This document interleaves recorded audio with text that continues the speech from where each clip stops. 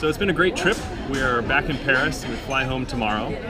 And we've covered a lot of ground this trip. We tasted some great recent vintages from producers we've worked with for a while and found some really exciting new producers that we'll be sharing with you in the next couple months.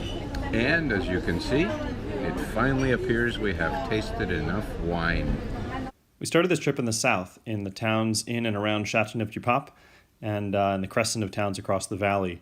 We tasted some great wines, mostly 2014s and 15s that are drinking really nicely now and are going to be great vintages to age too.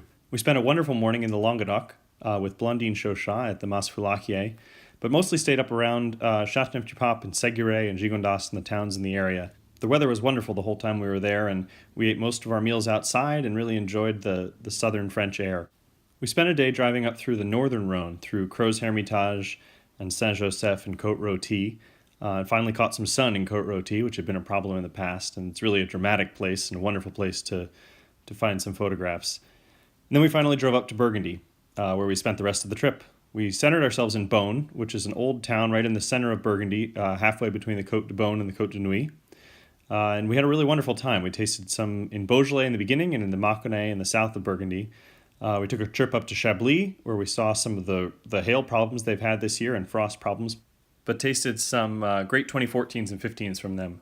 One of the most exciting things we did was we discovered a Crème de Cassis producer in the hills to the west of the Côte de Nuits, which is going to be a great addition to our lineup, something we've been looking for a long time.